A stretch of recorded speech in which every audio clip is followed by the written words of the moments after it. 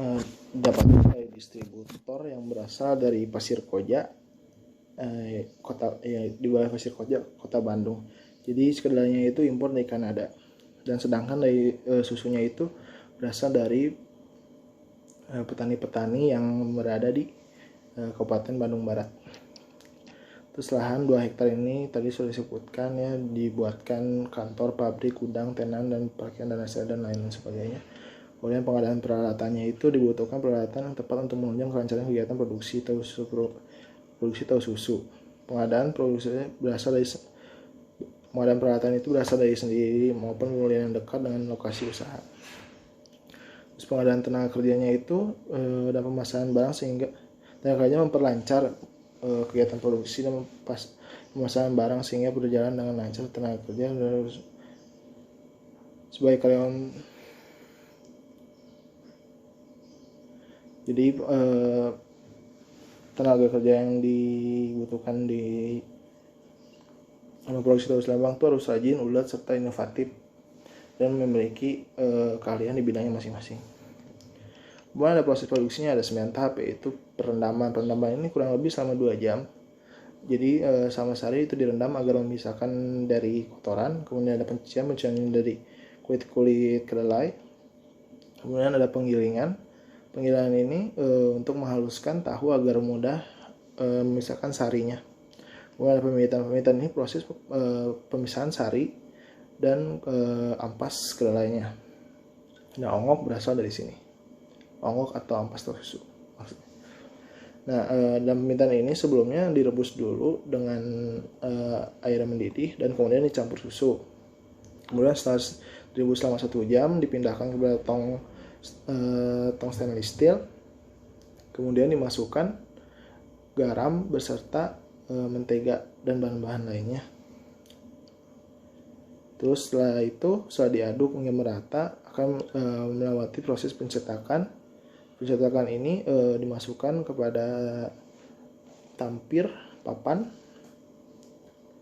terus ditumpuk 5 dan dipres menggunakan tong air, maksudnya tong plastik yang diisi air. Mengapa dipres? Karena untuk memadatkan dan mengeluarkan air yang berada di cetakan tahu susu itu. Terus ada pemotongan setelah pencetakan. Itu pencetakan itu didiamkan selama 45 sampai 60 menit. Terus kemudian pemotongan itu masih menggunakan tradisional juga ya. Cara tradisional yaitu menggunakan sumber daya manusia. Jadi si sumber daya manusianya itu memotong sesuai dengan garis cetakan yang ada di tahu tersebut. Kemudian ada perebusan. Perebusan ini bertujuan untuk mengawetkan si tahu susu dengan air garam dan bawang putih. Tapi untuk pewarnaan, misalnya mau ingin menjadi tahu kuning, si perebusan itu ditambah dengan kunyit. Terus ada pendinginan. Pendinginan itu ya berfungsi untuk mendinginkan tahu agar tahu lebih segar dan tidak pecah. Terakhir ada pengepakan. Ini adalah tahap terakhir dari proses produksi tahu susu. Setelah didinginkan, tahu akan dimasukkan ke dalam plastik wadah mika, dan isinya 10 buah, maupun itu tahu panjang maupun tahu kotak. Terus ada mekanisme pemasaran ya. Ada STP-nya, yaitu ada segmentasinya. Segmentasi dia tuh ada geografis, demografis dan psikografis. Yang geografis adalah Bandung dan Jabodetabek. Demografis yaitu laki-laki dan perempuan. Dan untuk segmentasi psikografis yaitu kelas menengah ke bawah. Terus targetnya itu adalah wisatawan dan masyarakat yang makan. Terus posisi pasarnya adalah sebagai makanan oleh-oleh khas Bandung dan sebagai agrowisata. Terus 4P-nya, produk ini adalah tahu susu, tahu mentega, dan tahu kuning tuh cuman ada di tahu mentega, tapi tahu susu juga ada. Maksudnya tahu mentega itu cuma ada tahu kuningnya aja, nggak ada tahu putihnya untuk tahu mentega. Sedangkan tahu susu ada tahu putih dan tahu kuning. Dan untuk tahu mentega hanya ada bentuk kotak saja, tidak ada panjang. Terus harganya itu untuk ke agen tuh 20.000 untuk tahu susu. Kemudian 25.000 untuk tahu mentega, sedangkan untuk konsumen langsung itu 25.000 dan 30.000 tahu mentega. Ada juga tahu gorengnya itu sebesar 15.000. Uang distribusinya itu antara langsung dan maksudnya itu langsung dan tidak langsung. Kenapa langsung dan tidak langsung? Karena ada dua saluran yang digunakan oleh rumah produksi tahu Sulembang. Yang pertama dia melalui agen, lalu konsumen akhir itu adalah distribusi yang tidak langsung. Kemudian distribusi langsungnya yaitu rumah produksi tahu Sulembang yang langsung memasarkannya konsumen akhir, seperti yang pemesanan yang diantarkan atau enggak wisatawannya yang datang langsung ke rumah produksi tahu Sulembang. Terus promosinya itu menggunakan digital. Ada juga Instagramnya, dicek aja di taulembang.id. Yang promosinya itu non digitalnya menggunakan spanduk, baliho, dan buklet. Kemudian ada kita masuk ke rumusan kajian pengembangan bisnis ya. Pertama kita harus analisis faktor lingkungannya dulu. Yang pertama dari lingkungan makronya, yaitu lingkungan makro.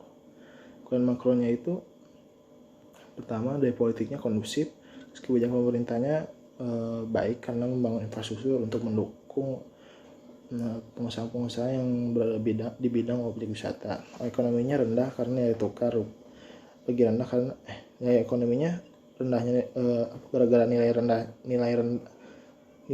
rendah dari rupiah itu terhadap dolar Amerika. Jadi si bahan baku kan meningkat harganya.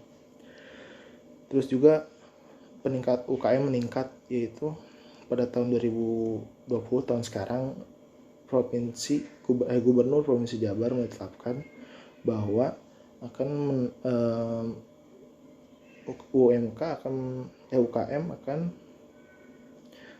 mengalami kenaikan sebesar 8,1. Sosial budayanya yaitu meningkatnya wisatawan, terus budaya Indonesia yang gemar 9. Terus teknologinya masih menggunakan teknologi mesin giling masih menggunakan teknologi tradisional, tapi ya juga ada teknologi modernnya yaitu mesin giling. Terus ekologinya itu penanganan limbah yang bisa dijadikan itu dari segi peluangnya itu dari penanganan limbah bisa dijadikan pendapatan. Terus kalau ancamannya yaitu adanya bakteri yang bisa merusak tahu. Kemudian ada lingkungan industri. Industri itu berupa pesaing, pemasok, pelanggan, pendatang baru, dan produksi substitusi. Pesaing menawarkan untuk ancamannya, dia menawarkan harga yang lebih murah, sedangkan untuk pemasok ada di peluang karena bekerja sama dengan pemasok kedelai dengan baik. Terus ada pelanggan juga terjalin kerjasama dengan agen. Terus sistemnya juga jual putus, jadi kita nggak rugi gitu, kecuali kalau ada misalnya cacat di perjalanan atau busuk. Terus kemudian ada produk substitusi, yaitu tempe. Itu merupakan ancaman ya, karena tempe lebih murah dan khasiatnya sama dengan tahu.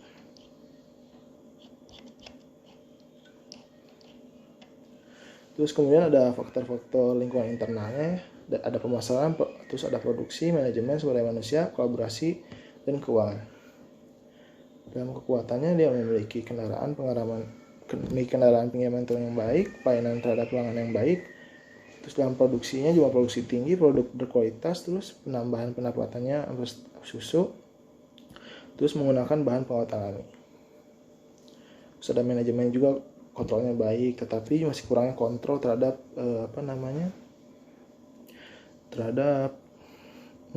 alat produksi.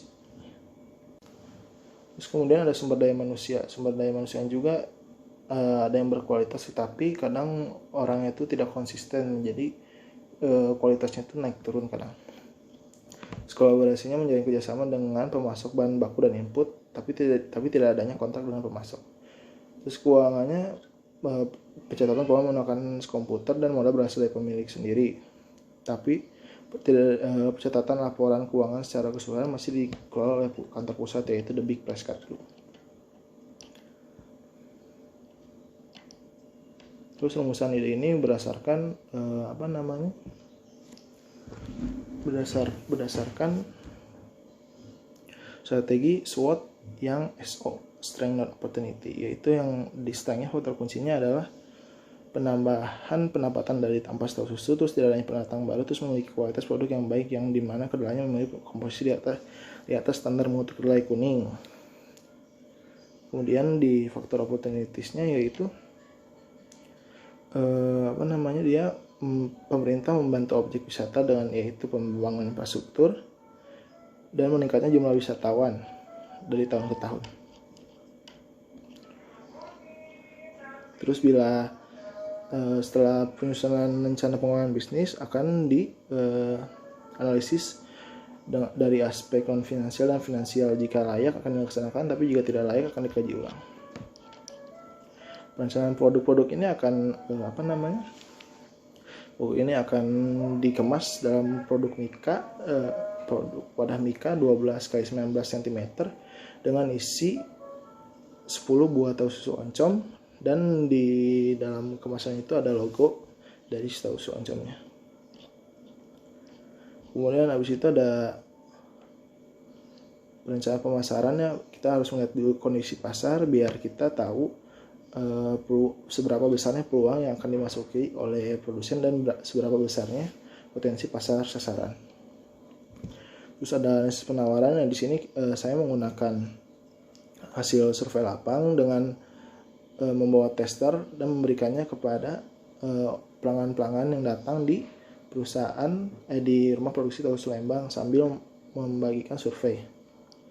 Dan berdasarkan tabel di atas bisa disimpulkan bahwa rata-rata konsumen memilih harga 25.000 per porsinya dengan isi 10 buah tahu susu oncom. Terus ada STP-nya ya. STP dari segmentasinya yaitu geografis sama Bandung dan Jabodetabek. Terus segmentasi demografisnya kalangan remaja hingga dewasa yang gemar makan dan membeli oleh-oleh. Sedangkan untuk segmentasi fisiografisnya itu untuk kelas menengah ke bawah. Terus targetnya kita adalah masyarakat atau wisatawan yang suka dengan kuliner dan juga suka makanan-makanan unik tradisional jarang ditemui, dan masyarakat menengah ke bawah dan outlet oleh-oleh. Hal ini dikarenakan sekarang lagi banyak wisatawan ya, apalagi lagi corona gini, banyak sekali yang ingin liburan. Kemudian ada positioning pasar. Jadi saya memposisikan diri ini sebagai makanan khas oleh-oleh Bandung, dan juga tidak makanan yang tidak menggunakan bahan pengawet buatan dan bahan kimia yang berbahaya. Terus ada 4P-nya. Pertama, produk ini adalah berasal dari limbah hasil pembuatan tahu susu di perusahaan rumah produksi tahu susu Lembang. Kemudian diolah agar meningkatkan nilai tambah usaha perusahaan. Dan produk ini juga bermanfaat untuk lingkungan karena mengurangi pencemaran lingkungan ya. Kemudian harganya itu diasumsikan akan dijual sebanyak 10 pieces dan dengan harga 25.000. Terus tempatnya itu atau place atau distribusinya itu sama, ada tidak langsung dan langsung. Kita kalau tidak langsungnya akan melalui agen atau outlet, dan langsungnya akan ke konsumen akhir, mau itu di konsumen yang memesan atau konsumen yang datang langsung ke produksi rumah susu Lembang. Terus promosinya itu memberikan tester berupa tahu susu oncom, terus kemudian memberikan potongan harga sesuai dengan ketentuan yang berlaku. Terus kemudian mempromosikannya lewat media online, karena sekarang online sedang marak-maraknya menggunakan konsumen untuk menggapai produk tahu susu oncom. Tahapan produksinya itu pertama ada persiapan bahan baku, terus kemudian ada pencampuran bahan baku, terus pencetakan, terus penggorengan, terus pengapakan. Di persiapan bahan baku itu ada ampas tahu susu, ada tepung roti, ada oncom merah, ada cabai, ada telur, ada bawang merah, bawang putih, garam, dan minyak. Terus pencampuran bahan bakunya itu pertama haluskan dulu oncom, lalu masukkan bawang merah dan cabai, bawang merah dan bawang putih. Setelah itu oseng oncom tadi hingga matang dan diberi garam dan sedikit air. Kemudian angkat dan lalu dinginkan. Setelah didinginkan, masukkan kepada adonan oncom yang telah dipres. Tujuan dipres yaitu untuk mengeluarkan air sehingga si adonan ampas tahu susu itu mengeras. Terus setelah dingin, si oncom dimasukkan ke dalam tahu susu, ke dalam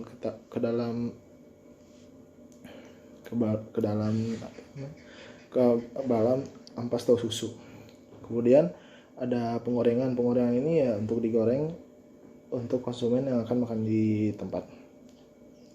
Kemudian habis itu ada pengemasannya ini tahap terakhir ya, yang bertujuan untuk agar si tahu oncomnya tidak rusak dan tetap terjaga kualitasnya. Terus penggunaan teknologinya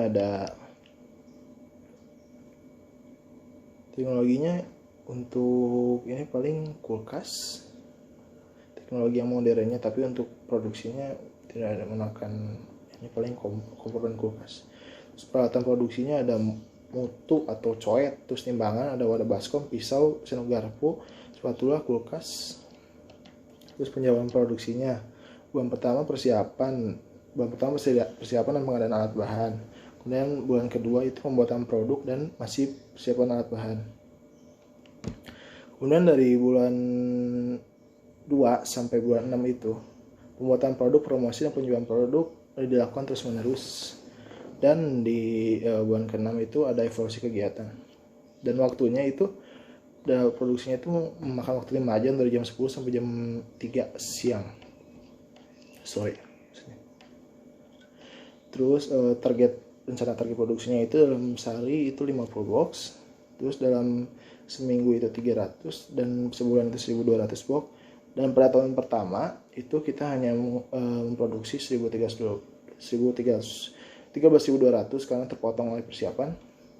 Kemudian pada tahun 2 sampai 10 baru kita memproduksi full, yaitu sebesar 14.400. Terus lokasinya itu di rumah produksi tahu susu Lembang ya, di Jalan Raya Lembang dan Raya Lembang Bandung nomor 117. Kabupaten Bandung Barat, Provinsi Jawa Barat. Terus layoutnya ya ada di sini ada penyimpanan bahan baku, persiapan bahan baku, pencampuran bahan baku, terus ada tempat pencetakan, tempat pengepakan, terus ada penyimpanan stok produk yaitu ya di kulkas. Terus ada tempat untuk jualannya. Di struktur organisasinya itu kita ada kepala pengolahan, terus 4 karyawan, yaitu karyawan produksi, karyawan pemasaran, karyawan keuangan. Jadi 2 di karyawan produksi, sisanya di karyawan pemasaran dan keuangan.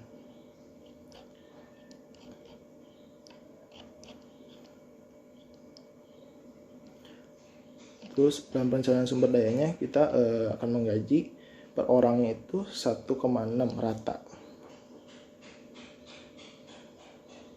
Dan untuk pemilihan spesifikasi orang produksi yaitu dengan kemudian kita ada perencanaan kolaborasi dengan kerjasama wadah Mika dari Jakarta, kemudian ada cabai dari petani yang dari Kabupaten Bandung Barat, dan juga oncom yang kita akan membuat kontrak agar tidak ada pihak yang dirugikan, dan juga kepada kerjasama dengan outlet atau agen yang berada di Bandung. Terus kemudian ada perencanaan finansialnya, itu berdasarkan analisis finansial yang meliputi analisis biaya, penerimaan, analisis laba rugi, analisis cash flow, analisis switching value. Terus ada juga common cost. Terus dari biaya tetapnya kita itu tadi ada 109 juta. Ada 109.528.750. Sedangkan untuk tahun keduanya itu sebesar 215 juta 57.500. Dan untuk biaya variabelnya itu pada tahun pertama itu kita mengeluarkan biaya sebesar 51.780.000.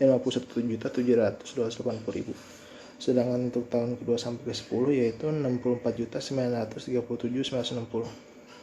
Dan pendapatan penjualan per tahunnya itu pada tahun pertama 330 juta, sedangkan untuk tahun 2 sampai 10-nya itu 360 juta.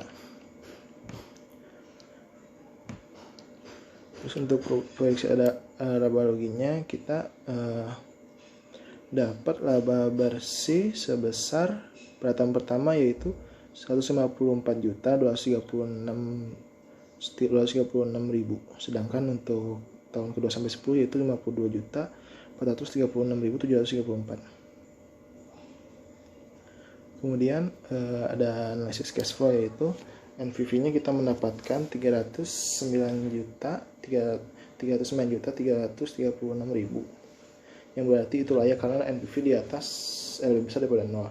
Dan net BC yaitu 7,1 kita mendapatkannya, berarti layak karena ketentuannya yaitu net BC lebih besar daripada 1. Dan untuk gross BC hampir sama dengan ketentuannya sama dengan net BC yaitu harus lebih dari 1, sedangkan kita mendapatkan 1,1 berarti layak. Kemudian IRR itu harus lebih besar daripada bunga deposito atau discount rate. Kita menggunakan discount rate dari Bank BNI karena kita menggunakan bank swasta yaitu Bank BNI itu sebesar 5% dan kita mendapatkan IRR sebesar 87%, berarti itu disebut layak. Kemudian PP lebih kecil daripada umur bisnis yaitu payback period. Yang payback period itu kita mendapatkan 58 tahun. Itu disebut layak karena lebih besar dari umur bisnis, sedangkan umur bisnisnya itu 10%. Terus dalam tanda baca ya, NPV yang sebesar 309.336.000 itu artinya usaha ini dapat dikatakan layak. Dalam waktu kurun 10 tahun usaha ini akan memberikan manfaat sebesar 309.336.000. Sedangkan IRR itu besar dari discount rate ya. Terus untuk net benefit itu dibacanya ya.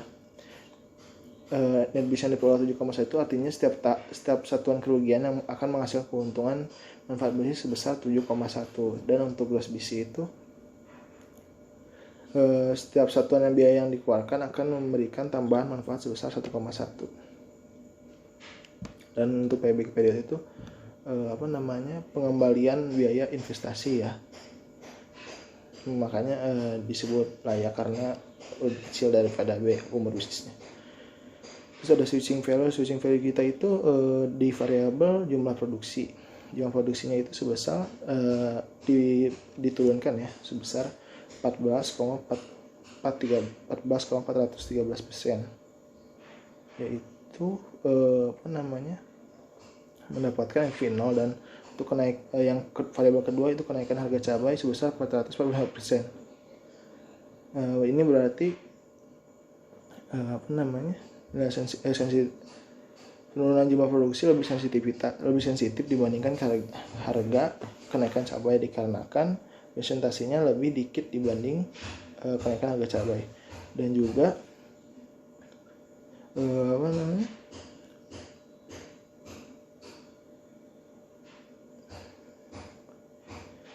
batas toleransi variabel penurunan jumlah produksi itu hanya sebesar sampai 14,413%.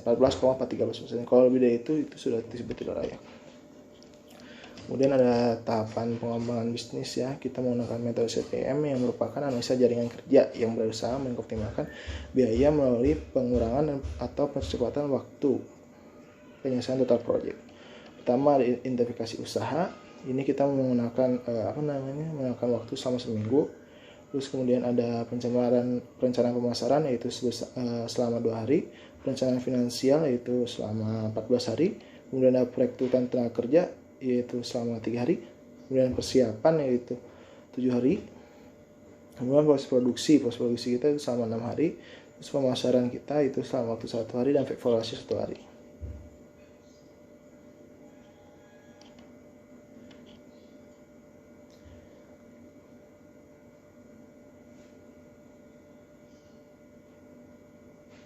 Ya, sekian dari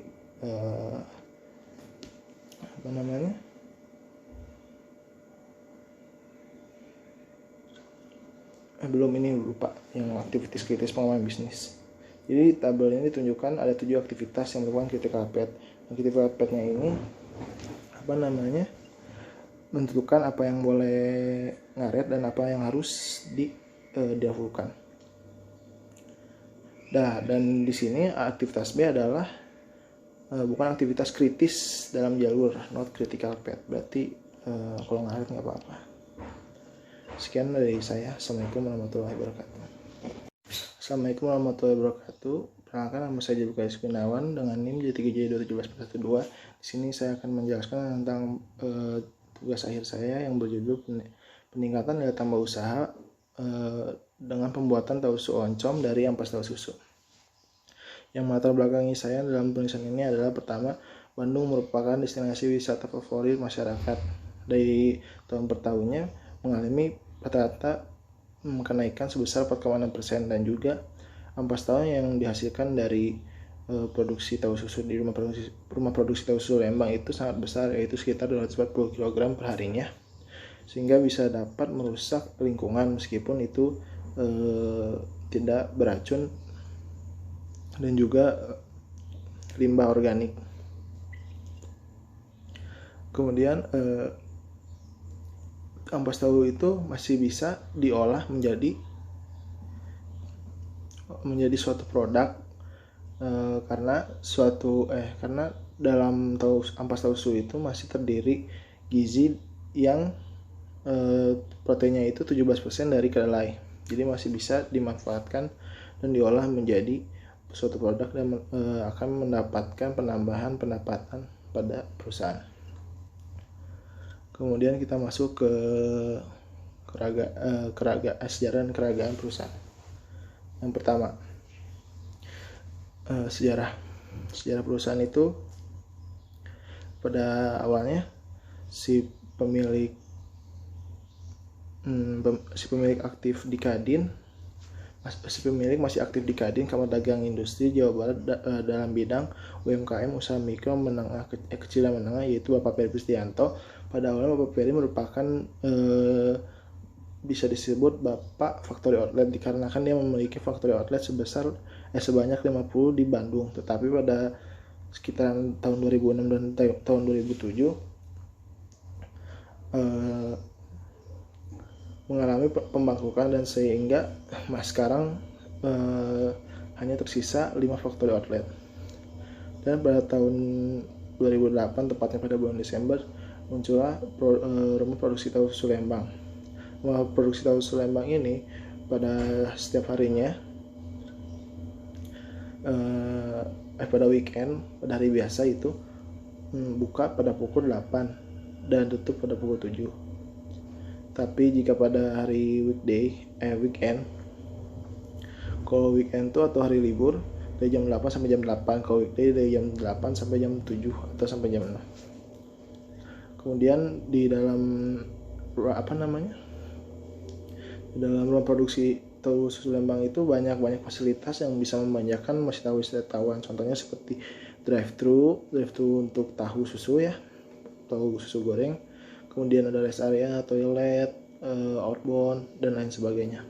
Dan pada tahun 2016, rumah produksi tahu susu Lembang membuka cabang di Puncak Cisarua Bogor yang berkolaborasi dengan The Ranch yang dimiliki oleh Pak Peri Pristianto juga.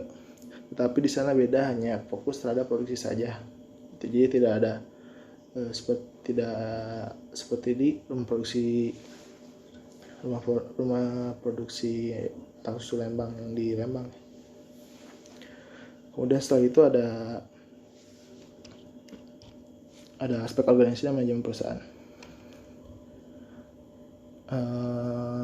Aspek organisasinya itu terdiri dari peserta ya. Yang pertama ada pimpinan, manajer, supervisor dan bagian operasional.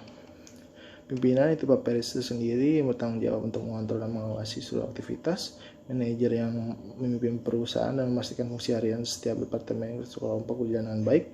Supervisor yaitu untuk bertanggung jawab dan mengawasi serta mengelola sebuah produksi dan pelayanan kepada konsumen. Dan bagian operasional itu ada divisi-divisinya ya. Yang pertama ada public relation, yaitu bertugas menerima melayani reservasi pabrik kayak gitu-gitu.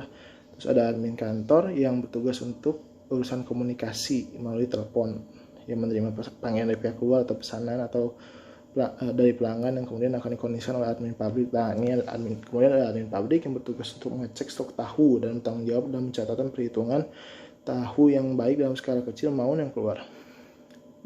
Skala kecil maupun besar. Karyawan pabrik, kemudian ada karyawan pabrik. Karyawan pabrik memiliki tugas pelaksanaan proses produksi tahu susu mulai dari perendaman sampai pengepakan. Terus ada kasir yang bertugas untuk mengelola keuangan dan pencatatan baik non tunai maupun non tunai. Terus ada checker. Checker ini bertugas untuk pengecekan tahu di pabrik sekaligus bertanggung jawab dalam bagian pengepakan. Terus ada lagi dari supir. Supir itu mengantarkan pesanan atau barang ke cabang, outlet, agen atau konsumen langsung. Terus kemudian ada kurir. Kurir juga sama seperti supir, tapi bedanya kurir mencatat pengeluaran atau barang yang dipesan oleh konsumen atau agen, kemudian mencatat juga barang yang diretur. Terus ada pegawai tenan. Pegawai tenan bertugas untuk menjaga tenan dan menawarkan produk-produk yang melayani langsung membeli. Jadi di sana itu ada jajanan tradisional gitu, dan juga ada tenan-tenan makanan khas Bandung kayak mie kocok, kupat tahu dan lain-lain.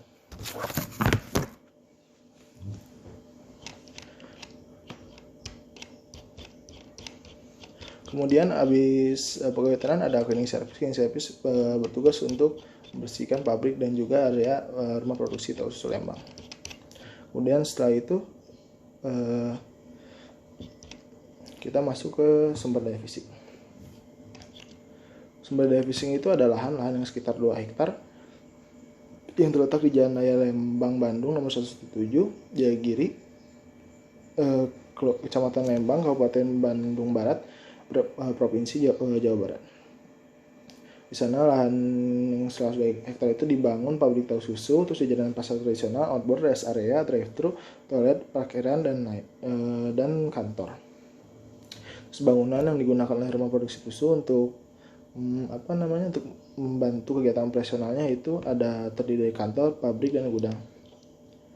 Terus ketiga ada kendaraan operasional. Kendaraan operasionalnya itu untuk mengantarkan pesanan ke agen, outlet, ataupun juga konsumen langsung. Ada 3 yaitu mobil Daihatsu Grand Max yang pick up pada itu dibeli tahun 2012 1 unit harga 94 juta.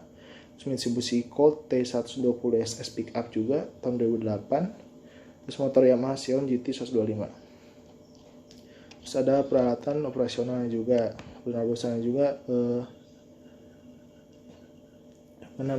Seperti pangok, tampir, tungku perebusan, kemudian kain saring, pisau, tong plastik, tong kayu, terus ada meja dan yang lainnya. Terus kemudian ada peralatan kantor juga. Biasanya peralatan kantor itu sangat lengkap, apalagi untuk ATK-nya. Dan di sana juga ada laptop, dan juga laptop itu untuk membantu penulisan atau pembukuan buat hari ke hari atau bulan per bulan. Kemudian masuk ke sumber daya manusia. Sumber daya manusia yang ada di perusahaan rumah produksi tahu susu Lembang itu ada 77 orang yang terdiri dari pimpinan, manajer, supervisor, dan karyawan bagian operasional. Kemudian sumber daya keuangannya itu dari Pak Peri sendiri, yaitu berarti modalnya dari milik pribadi tanpa ada campur tangan dari investor atau peminjaman dari bank-bank. Kemudian ada unit bisnis. Nah, unit bisnisnya itu apa namanya, tahu susu ya, yang terus tahu susunya itu bermacam-macam, ada tahu susu goreng, tahu susu mentah, tahu susu mentega, tahu kotak, tahu panjang. Terus ada juga minumannya yaitu susu kedelai. Terus pengadaan inputnya, yang pertama peralihan bahan bakunya itu kedelai dan susu sapi ya, bahan utama dari tahu susu itu. Kedelai yang oleh rumah produksi Lembang itu harus berasal dari impor Kanada yang didapatkan dari distributor